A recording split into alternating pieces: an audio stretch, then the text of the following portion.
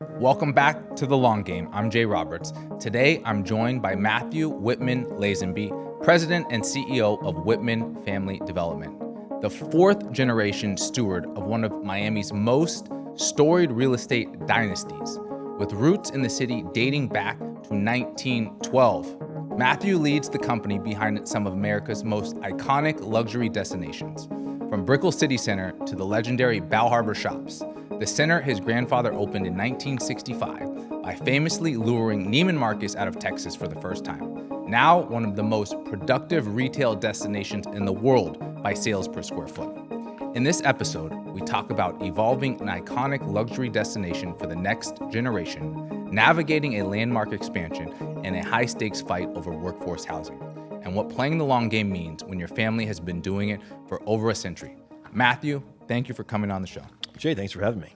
So fourth generation, that's a long time to keep a family business together. You guys own some really incredible assets here. And let's talk about your great-grandfather. What is his origin story? You mentioned rags to riches. My great-grandfather was William Francis Whitman. He was born in Indiana, I believe in 1860. Okay. That's a long time ago. I think Abraham Lincoln was president then. Yeah. And eventually moved to Chicago, married my great-grandmother, had his first two boys, including my grandfather, Stanley Whitman, and was involved in the printing business. Okay. He ran a printing company, I believe it was called Excalibur. Okay. And in the end, they were printing the Sears Roebuck catalog back when that was essentially the internet of its day. You could buy everything from clothing to a home within the Sears Roebuck catalog. And then the family lore is that he got lost. They were supposed to head out west to California, Southern California, and somehow instead they landed in Miami Beach. They didn't have Google Maps back then. Apparently not. And so they started coming down to Miami Beach in 1912. The beach wasn't incorporated until 1915, so this was early. Miami Beach didn't go north of 5th Street. So started visiting in 1912, and then I believe they built their single-family home on the site of what is now the Faena Hotel around 1920. Yes. So that's a great story. So your family lived in a single-family home on the beach where the Faena Hotel is now today. What was it like back then? Were there other properties on Miami Beach? Was it open? What was going on back then? Sure. Well, of course, this is. And who do they buy it from? Or do they just take it over and say this is ours? I don't know who they bought it from. That's a good question. This all happened a few years. This is a long time ago. Years before I was born. Yeah. But the Miami Beach. Over its history, and really the greater Miami beaches up to it, including Surfside and Bal Harbour and on and on and on, really did expand from the south to the north. Yeah. So, as I mentioned, when they started coming down in 1912, Miami Beach was what we now consider to be south of 5th. And so they bought the land and then built their single family home there. At the time, Collins Avenue was not paved that far, quote unquote, north. 32nd Street. 32nd in Collins. And we've got pictures in the family archives of unpaved Collins Avenue, their houses in the background, and their saltwater crocodiles crossing Collins. So it was a frontier land for sure back then. Of course, this was before air conditioning. Wow. So my grandfather would talk about growing up in Miami Beach. He went to Ida M. Fisher, Miami Beach Elementary, and then high school. So your great grandfather. So they settled here when they came. They settled here, as I say, moved down from Chicago. Mm-hmm. Really were, as we understand it, they were the King Griffin before King Griffin moved from Chicago to Miami. I think their motivations were a bit different. But yeah, he came down to Florida. He retained his ownership of his printing press, but had others manage it for him. Right. And then he's the one who started dabbling in real estate. Okay. And I'm saying he. His wife, my great grandmother, was 30 years his junior. Okay. Swedish immigrant. She died when I was probably maybe 6 or 7. Okay. So I knew her. Her name was Leona, but her kids and grandkids, not her kids, her grandkids and great grandkids called her Muzzer. Okay. And she was a force to be reckoned with. A very powerful, very intelligent, very strong businesswoman in her own right. And so my great grandfather William might have been the first to start to dabble in this, but certainly after he passed, she continued to do a lot more than dabbling. It's the wives often behind the scenes. Maybe she's at the meeting, she's going to see the sites. Isaac Toledano's wife makes a lot of decisions. He doesn't do anything without her. My wife, she's involved. There you go. So it's really, really important. The women are go. key to success in our businesses. Absolutely. Your family now owns, and you steward as the CEO, the Bal Harbour Shops. Who bought the original site? This story is absolutely incredible. I want to hear, and the listeners want to hear. This was not prime land back then, or it was, and how did they get a hold of it? So we're now fast forwarding in time. My great grandfather is dead. Okay. My great grandmother is still alive and is very active. Muzzer is still alive. Muzzer's still around. William passed away. Okay. William, her husband, passed away. She has 3 boys, including my grandfather, Stanley Whitman, who's her middle son. Okay. My great grandmother Leona and my grandfather Stanley were both very heavily involved in particularly coastal Miami-Dade County real estate following World War II. Okay. The family owned buildings on Lincoln Road, and then they had bought and sold. My grandfather really as a broker, and my grandmother really as a property owner, a buyer.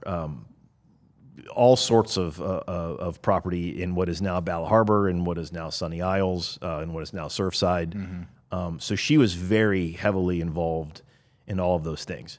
And so my grandfather became a highly regarded and very successful real estate broker. And he caught the attention of the developer of the village of Bal Harbour, the master planned village. It was one of the first master planned communities, certainly in Florida. And his name was Robert Graham. Okay.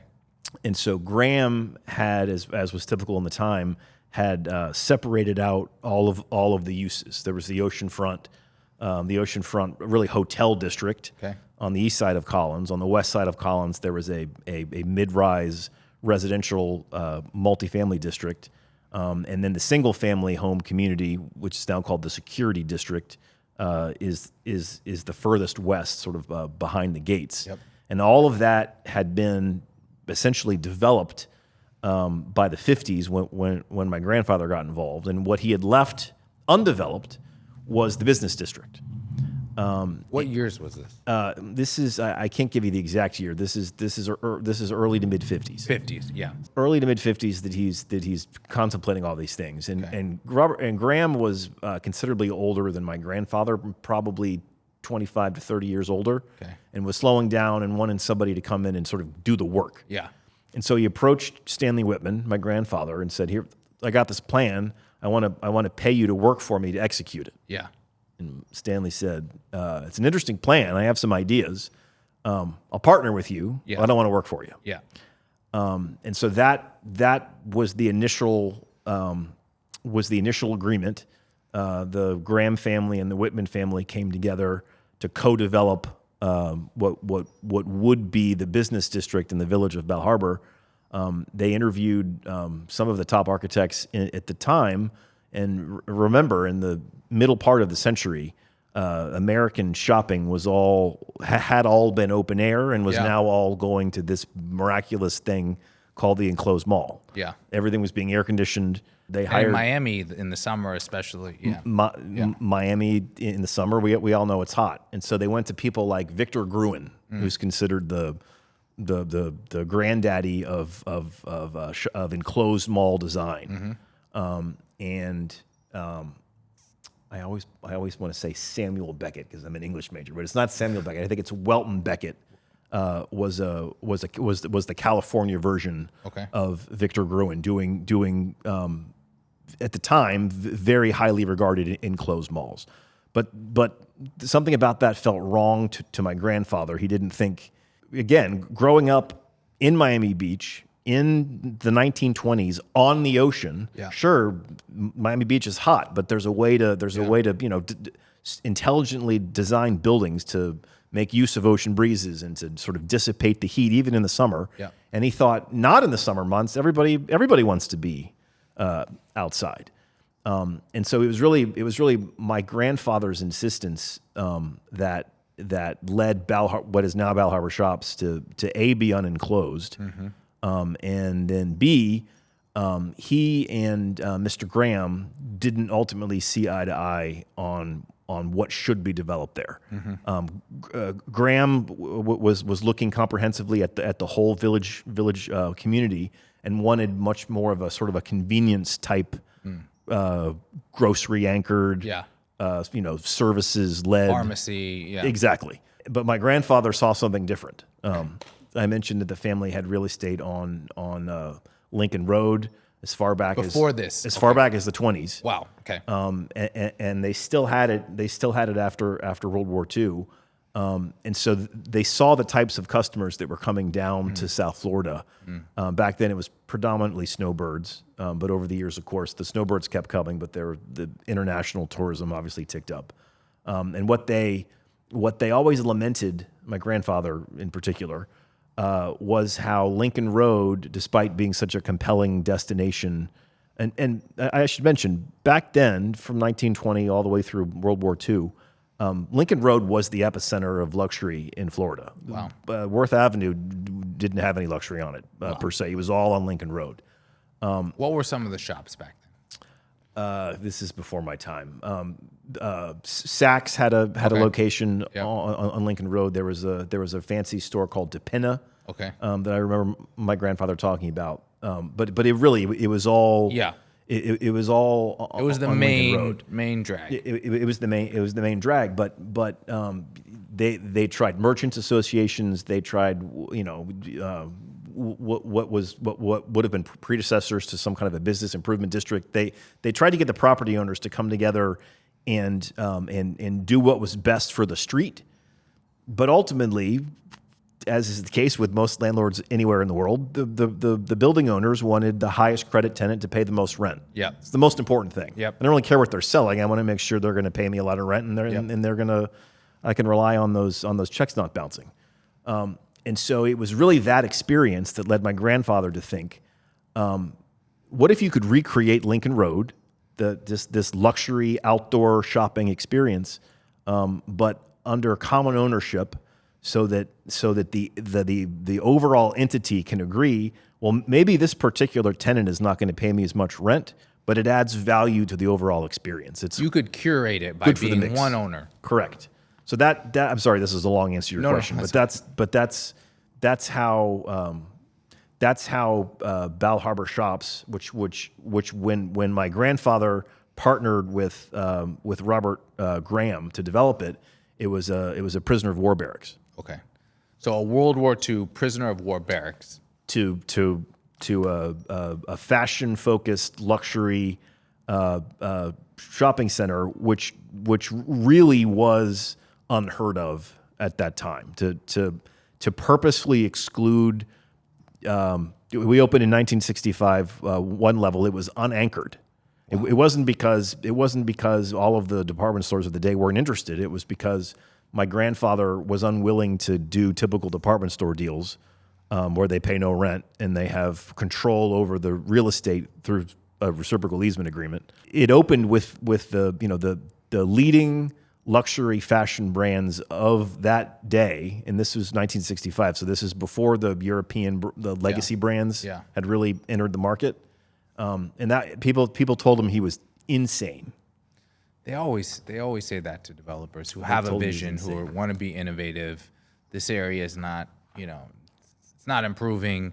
You guys have been here for over a century. You've seen truly you went from alligators crossing the road on Collins by your house on the beach to opening, having Neiman Marcus, having incredible stores, luxury stores, being, one of the highest, if not the highest sales per square foot mall in all of America. So just for the viewers, like in all of America, Bal Harbour Shops. This place is really nice. My wife loves eating at Makoto. Yeah. Like a Saturday, Sunday brunch, honey, like we want to go shopping, have lunch in Makoto. She's like, oh yeah, let's do it. That's where my kids like to go to. Let's take our son. So you started with one floor at Bal Harbour, and for those listening that are in real estate, we have a lot of real estate followers. How's the evolution been over the years at the shops? Expanding it, tenants coming and going, and really maintaining, because some malls come and go. How have you guys enhanced and even strengthened your position in the market? The evolution has been slow and steady. As I mentioned, we opened as a one-level unanchored shopping center in 1965. You mentioned in your kind introduction, Neiman joined first in the late 60s. It was the first Neiman Marcus outside of Texas. Saks joined 2 or 3 years later. It was the first time Neiman and Saks coexisted on the same property. The owners and operators of Saks and Neiman had a long-standing gentleman's agreement whereby Neiman Marcus agreed that as long as Saks did not enter the state of Texas, it wouldn't leave the state of Texas. Wow. And them coming to Bal Harbour in 1968 or so is what broke that long-standing agreement. I want to say within 12 months of them opening in Bal Harbour, Saks opened its first store in Texas. I think it was the Houston Galleria. The Houston Galleria. Okay. And was it always the highest price per square foot, or ultra luxury? You go today, there's Rolls Royces, there's Bugattis, there's Lamborghinis parked out front, Carpaccio. It was because of my grandfather's seemingly crazy concept at the time to let's focus this on the highest end brands and the highest end product, which everybody thought was crazy because obviously at the luxury end of the consumer goods spectrum, you have the fewest amount of customers. So you're intentionally creating a destination where we don't brag about how many people we get, right? Because we don't, frankly, get that many people. What we get are customers who are really there to shop with a vengeance. Yeah. It's a my credit card got nervous when you said that. And I think really, I think in addition to to partnering with the world's sort of foremost names in luxury and fashion, which obviously is the business that we're in. What we've always done that's different, and I think it differentiates us now in a world where we have a lot more competition than we did 60 years ago, is we really do try to connect on an emotional level. Mm-hmm. Starbucks uses the famous phrase about being the third place. We really tried to in the way that we maintain the property, in our attention to detail relative to landscaping and the sort ponds, of the sound of when water. did the turtles come? When did the koi fish? And the koi ponds. We're really trying to capture a moment and a feeling that you can share with someone that matters to you, whether it's a friend or a loved one or a family member. And I think that's kind of the special sauce, so to speak. There's an intimacy to Bal Harbour Shops. Yeah, there is. There's a human scale that I think you don't see in sort of more street focused developments, and that's been compelling, both I think to our tenants who told me as my grandfather was retiring and this expansion was being launched, hey Matthew, don't screw this up, man. And also I do think that travels all the way through to the end customer. Yeah. Because I am told all the time by friends and people who I don't know, This is a special place that I enjoy coming to, that I bring my grandma to, that I bring my kids to. And I've even been told on numerous occasions, well, I haven't been told, I've been asked, hey Matthew, I'd like to have my ashes, scattered in Bal Harbour Shops when I die. Is that something I can do? And of course I say, no, you can't do that. It's disgusting. But I am obviously to be considered as somebody's final resting place. I mean, wow. What a compliment. That's a huge compliment. In fact, the funniest, the one time where I was almost tempted to see if there was a way to do it, there was it was two women and a gentleman, and the man, they must really love shopping. Well, the man said, because it was he and his wife. We were having the conversation together, and so he said, I'd like to be buried here because I know it's the only place where my wife would visit me. Yeah, that's a great story.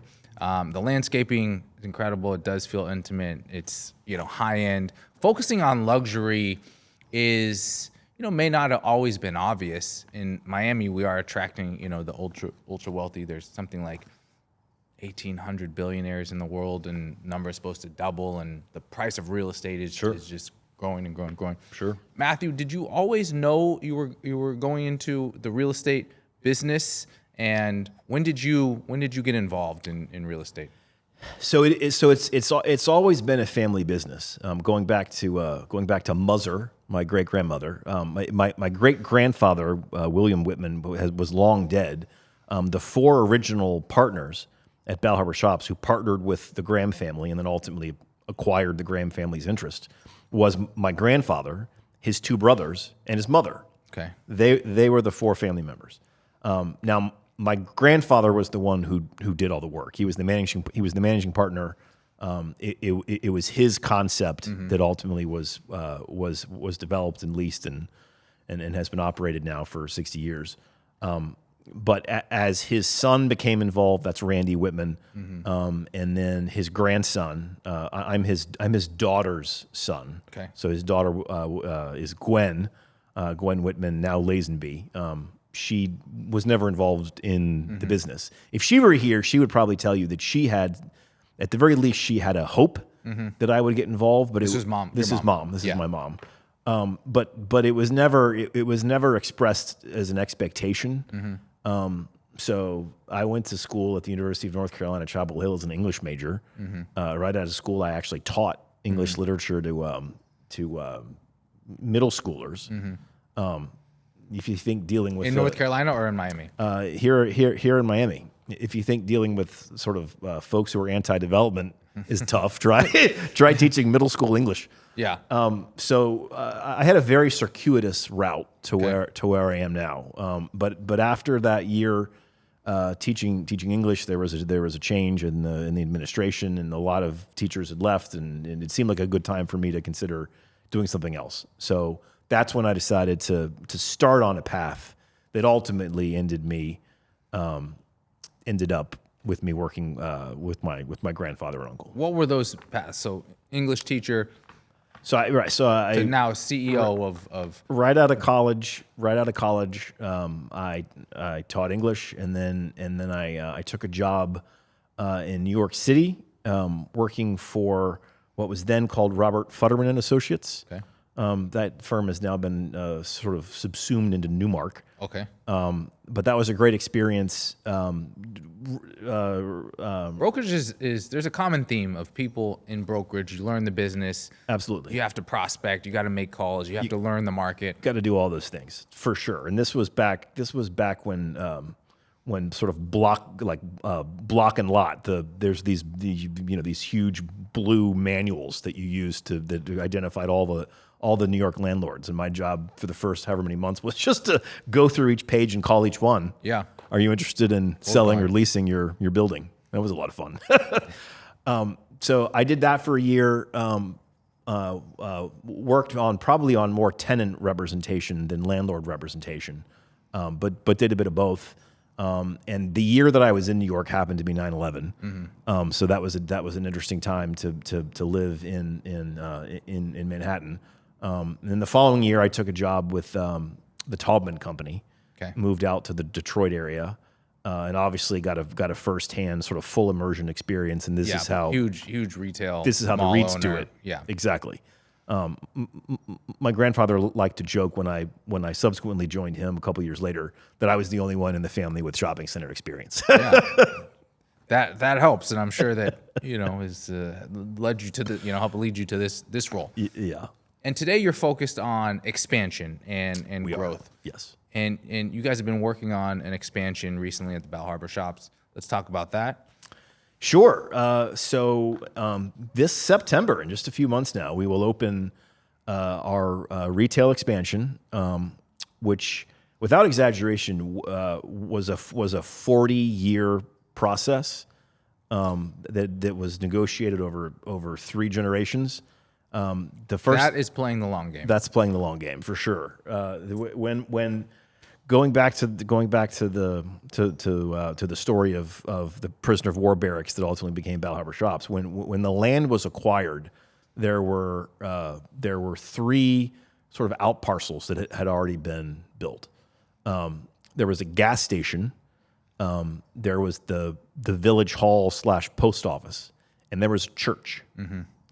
From the moment my grandfather became involved with that property, he tried to find ways to He had his eyes on it. acquire that church site. That was literally a 40-year conversation. Wow. And so we ultimately were able to come to terms with that church and acquire that site, which was what allowed the expansion to happen. And then it took a lot of time and a lot of effort then to get it entitled. I was younger then, but in retrospect, all we were trying to do was improve our own real estate, which, humility aside for a moment, I'd like to believe that the Bal Harbour Shops is an asset to certainly the immediate community that it sits in, the village of Bal Harbour. But I'd also like to believe that it's an asset more broadly, to all of the Miami area, South Florida. Generally, you mentioned, as far as we know, there's no other shopping center, not just in the United States but in the world, that has a higher sales per square foot number. That is incredible. Than Bal Harbour Shops. Yeah. So we were, in retrospect, I'm surprised at how difficult and contentious it was to get our retail project entitled. And this is just the retail. We haven't got to the No, this to is the just fun part. this is just the retail.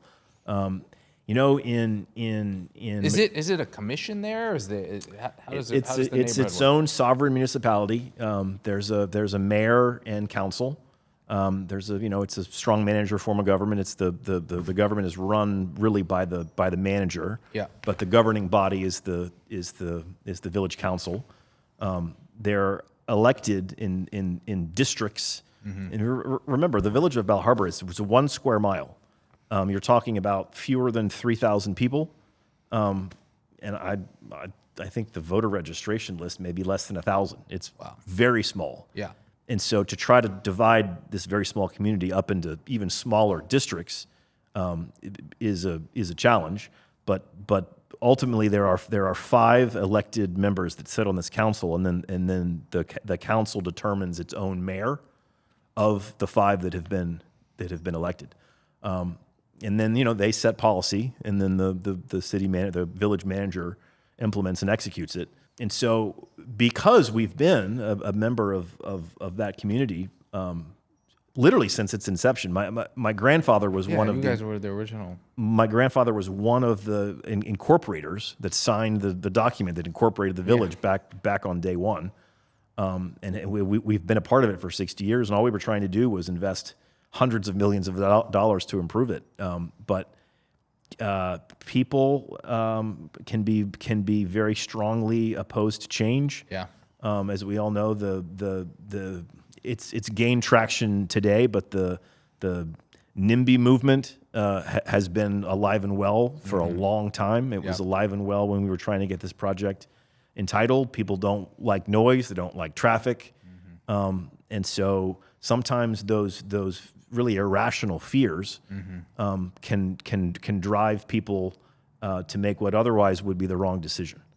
And so, as I know you're aware, after this retail expansion opens in September, there's a few more phases that will come after that connects the new part with the old part, and then we're building a third level on the portion of the center that is today 2 levels. But what we're trying to do after that is finally fulfill what had always been the vision for the site, which was to make it a mixed-use project. How many acres is the site?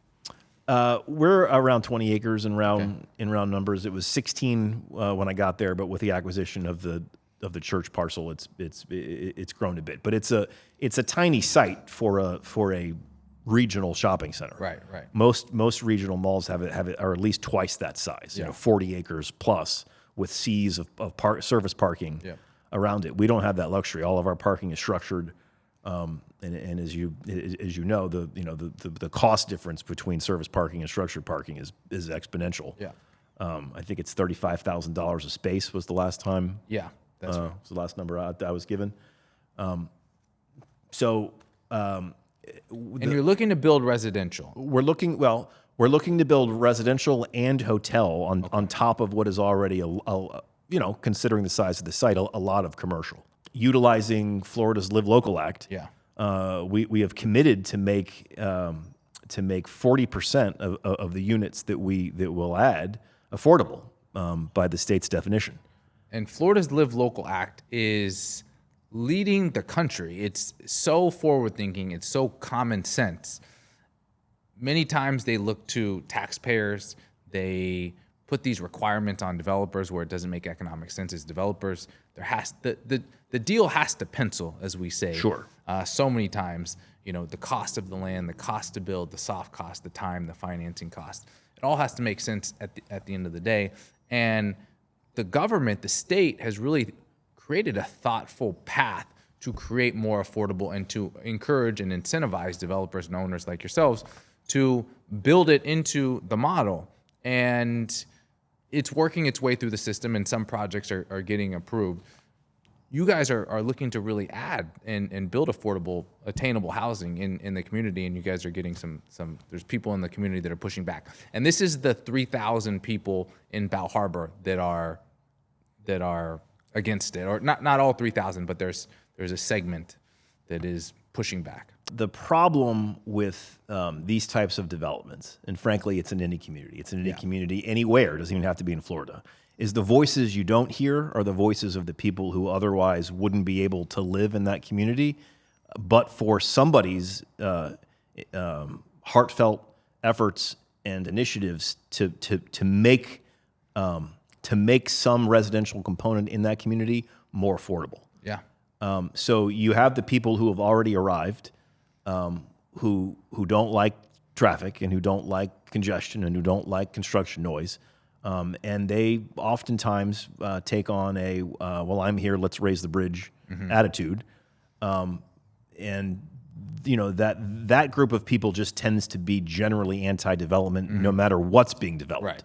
Those were the same people who presumably opposed our retail expansion just because they perceived it as being, more noise and traffic disruptions, Right. Lane closures and things like that. So there's an entrenched anti-development. We're here. We don't, as you said, raise the bridge. Correct. So no one else can come over. Correct. And there's a misnomer. There's a misnomer in the industry that real estate developers are only building because real estate developers, are profit driven, or of course you have to make money.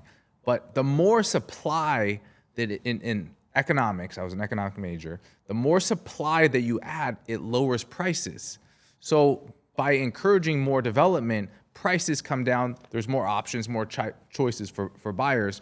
By stifling the building of supply, you're now making it harder and more unaffordable. And you're touching on something that is sort of fundamental to understanding like the dynamics of what's going on here. Whether they're doing it consciously or subconsciously or a combination of both of them. If you are one of the people that owns one of those supply-constrained units in one of these markets that desperately needs more housing, in your mind, and again, whether it's at the front of your mind or somewhere in the back, you're thinking, probably my most valuable asset on my net worth statement is my own home. Yep. And if they're gonna increase the supply, what's that going to do to the value of my home, which is now supply constrained? So you've got folks who don't like noise, who don't like construction. You've got folks who think that the addition of more residential, no matter whether it's market rate or affordable, is going to actually decrease the value of what's probably their most valuable asset. You have sort of a perfect storm of reasons why communities, if left to the population, often don't want any housing, but certainly don't want affordable housing. Because you use the word affordable housing, and now you add what's unfortunate. Now you add an element which shows sort of the worst side of people, where they start to think that people who don't look like me are going to start moving in. Where are they going to sell all the drugs? Right. Sort of like the worst stereotypes. This is not Section 8 housing. This is not Section 8 housing. You look into the incomes and the costs and the rents. Absolutely. This is workforce housing. Yeah. This is designed for it's the live and highly paid workforce. Highly paid workforce housing. Exactly. We're for a single occupant unit, you're targeting someone who's making around $100,000 a year. Yeah. So these are young professionals. It's called the Live Local Act because part of the idea here is let's give people a chance to live where they work and not have to commute in and spend hours getting to and from work. Obviously, that's not good for their quality of life, but it's also not good for the quality of life of all the people that are passing on the streets on the way from where they live to where they work, clogging up the roadways. Right. So until people start living closer to where they work, traffic is only going to get worse. Yeah. Some people, a light goes on in their head and they think, well, you're right. Sure, if the people who work in the store all live above the store, they don't have to drive to the store, and that's going to take cars off the street. But as we all know, a lot of people don't like the facts to interfere with their strongly held opinions. That's right. So we are facing an unbelievable wave of contention and criticism, because we have the audacity to try to add affordable housing to the village of Bal Harbour, which is precisely why the legislature realized people don't want affordable housing. People have all of the reasons that we just enumerated as to why they will go to no ends to prevent it from being built. So therefore, if developers like me who have property that is compliant with what is required under the statute, and can add residential and can designate enough of it as affordable to meet those requirements, the law says those plans, as long as they're otherwise compliant and complete, quote, must be administratively approved. Yes. So the fact that there are members in the community that don't want it, based upon the way the law is written, is irrelevant because Miami-Dade County has the worst housing affordability crisis of any county, not in the state, in the nation. Wow. It's nowhere is it worse than it is right here. Yeah. So it's a crisis. And when there's crises, we got to think innovatively, and that's exactly what the legislature did by looking. This is a common sense law. It's a common sense law. It's super common sense. It's a common sense law. To us, and to the legislators, and you're going to be successful. I hope you're going to be successful. I hope it doesn't take too long. It's just a matter of time. As you know, since the Live Local Act was passed almost unanimously, it had enjoyed broad bipartisan support in a state which doesn't always have broad bipartisan support. The legislation passed with bipartisan support. Each time a glitch bill has been introduced to fix or clarify portions of it, those have tended to enjoy bipartisan support. And generally, each time the legislators have underscored and highlighted this is a crisis. This state law was meant to address it, and have helped developers like me who are trying to do their level best to start to meaningfully address this affordability crisis. But the one area where we still need a little bit of help is, what do you do when a local government decides that the law doesn't apply to it? It doesn't like the law. It's going to choose to ignore it. I think you're right. I think in the end we will prevail. The village of Bal Harbour a month ago or so had a public meeting where they voted unanimously not to try to settle, but to litigate. Yeah. And so we think it's clear what the courts will do, and you have the state behind you. You have what they will see. You. The Attorney General joined the conversation recently by filing an amicus brief saying the law is the law. Yeah. We don't. This is to benefit the community. Correct.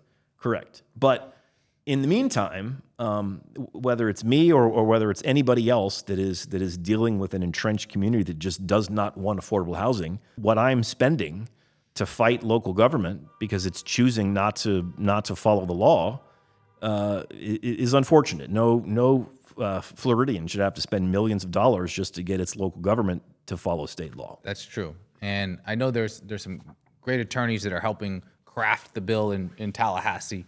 Anthony DeUri from Bills, and he's doing the good work to improve, and maybe there's a deterrent in the future filings that prevents and deters cities from pushing back so much. One of the glitch bills did allow for prevailing party attorneys' fees, but they were capped, and they were capped at I think it's $250,000, which doesn't really solve the problem. No. And if you listen to some of these communities, obviously their meetings are all public record. They're saying things like, we have the budget to fight this, and by fighting it, we're delaying it, and that in and of itself is valuable. Yeah. So I don't think this. I mean, it's not for me to say, but I don't imagine the state legislatures wanted to give these communities the ability to opt out if they spend enough money trying to oppose or delay. Well, we're pulling for you. I'm pulling for you, and hopefully you guys push through soon. Matthew, your family and the firm has also been involved in another major retail development here in Miami, right across the street from us here in Brickell City Center. And how did you guys get involved in this development, and what was that process like with Swire? For being a global gateway city, Miami is also a small town. Yep. The former, several times now, former president of Swire US is a great guy named Steve Owens, who continues to be a close friend of mine. We're actually going fly fishing here in a few weeks. Nice. Wyoming, Montana, North Carolina, actually. Okay. North Carolina. So Swire has had a tremendous reputation and has developed all sorts of great buildings in Miami over the past many decades, predominantly on Brickell Key. So great experience with hospitality, with office, with residential. It's a company that's I guess officially headquartered in London, but is really run out of Hong Kong, and so has tremendous mixed use projects of scale all throughout Asia, but hadn't done a mixed use project of scale in the U.S. until Brickell City Center, and thought that despite its sort of formidable knowledge of how to build those projects globally. Thought that bringing in some local market retail expertise, which was maybe the only thing that it didn't have, made a lot of sense. So a mutual friend put Steve and I together, I think at Biscayne Bay Yacht Club, and said, "You guys should talk," and that's how it started. And you said something really interesting before. They were looking to finance the project all cash. Swire, of course, is publicly traded, but it is also in its own right a seventh generation family business, and so had the then appetite to contemplate building the entire project, which this was a long time ago now, but which in 2000, I don't know, maybe 2012 dollars was over $1 billion. So they didn't need our money. It wasn't about bringing on investors. It was about bringing on, as I said, somebody with retail expertise. And switching gears a little bit, and from real estate to the Miami market, you've been here family's been here, kind of came accidentally, but really, have established yourselves in a huge way, since 1912. How have you seen the city evolved? Is it well, the family has been through many generations. When I first got here, people said Miami's the Wild West. Was it the Wild West? Is it, and how do you see it today, and where do you see it going? I think it was the Wild West. You could probably say that about some other places that have evolved over the years. I think Miami's strength comes from the fact that it is so wonderfully diverse. Mm-hmm. When I was a kid, that diversity really started to flourish. When I was a little guy, like preschool, most everybody in my class looked like me. And then as I moved through elementary school to junior high school to high school, there was as far back as elementary school, Miami's vibrant Cuban community was already flourishing then. Yeah. And then when I was in junior high, I all of a sudden had a bunch of friends from Brazil and then Argentina. And then over the years. So did they come over the years? Was there new kind of waves of different countries moving into Miami over the years?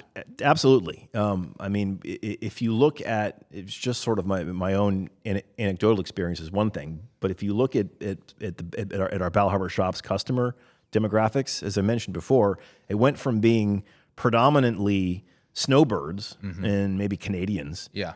To now just being hugely international. We don't do a whole lot of customer intercepts, which is really the only sort of tried and true way to get really accurate data. Where I'm probably giving you information now that's at least 10 years old.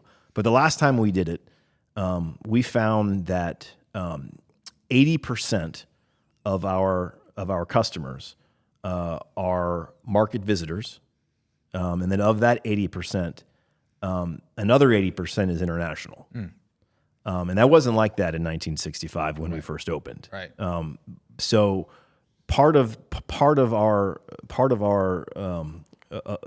growth in terms of sales performance over 60 years is because the underlying fundamentals of Miami's a great place to be, particularly in the winter, haven't changed. So it still attracts. And obviously now it attracts in ways that it didn't even attract prior to COVID. New Englander and a Midwesterner that in many instances have left those markets entirely and have just taken up residence. Tech founders. Absolutely. Absolutely. Yeah, I'm the chairman of the board of a local independent day school, and it wasn't surprising that during COVID, applications to that school after Florida were coming from New York and New Jersey and Connecticut. Today, which state do you think sends the most applications? California. Wow. Absolutely. Yeah. And your family's seen a lot. You started 4 generations ago. What advice do you have to our listeners? Coming up in a family business is not easy. It's not. It's not easy. And especially in real estate, you see many stories of fights, within the family. What do you recommend? I'm sure there's been ups and downs within the organization, within the family. What are some things that have helped you guys be successful over the years? Well, I like to say that family businesses are so wonderful and they're so terrible because your partners are your relatives. Yeah. Here's the way in which it's. And you have siblings. You have a sister. I have siblings. Yes. And because I mentioned the original owners was mom and her 3 sons. Mm-hmm. All 4 of those folks are long dead. And so now their children and grandchildren are all beneficial owners of trusts. So there's probably 30 or 40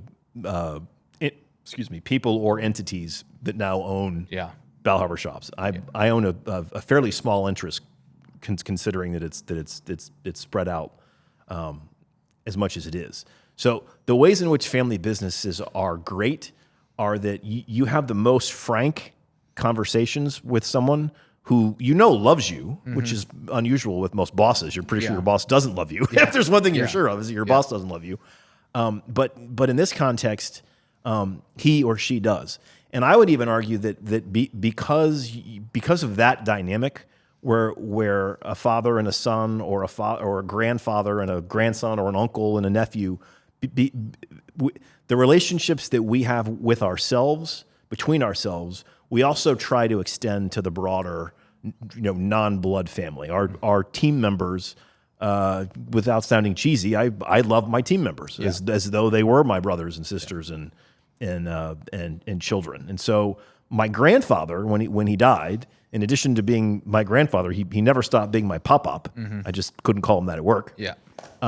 He really was among my greatest friends when he died, my closest friends. And I mean that sincerely. He was my grandfather. He was my business partner. He was one of my best friends. Yeah. And so that's the way in which it's great. The way in which it's terrible is that families that don't figure out that there's a time and a place to talk about the business. At Thanksgiving dinner is probably not the time to talk about the family business, particularly because in my family at the moment, the only people who are active in terms of its operation are myself and my uncle, Randy. But Randy's in his early 80s, so he's not as active as he once was. So those are some of the pitfalls. I'm Generation 4. Generation 5 is certainly alive. There's no one yet that's in the business coming behind me, but there may be soon. Okay, that's super interesting. Family dynamics, it's always different. I have a 15-month-old. I hope he comes into the family business. We'll see. Yeah, I have the same view. I have 3 boys. The oldest just turned 14, actually on Friday. And then the next one's turning 12 soon, and the next one's turning 10 soon. Depending upon the day of the week and the time of the day, all 3 of them want to join the family business. None of them want to. Yeah. This one does, this one doesn't. No pressure from me. But I've also made sure that they understand that, to the extent that they want my job, they're going to have to work their butts off. Yeah, they have to. That's not an easy job. I'm going to make them go to grad school. Yep. All those things. So we'll see. And on a personal side, you mentioned you're going fly fishing. Where else are you traveling this summer? This summer I'm keeping it pretty close to home.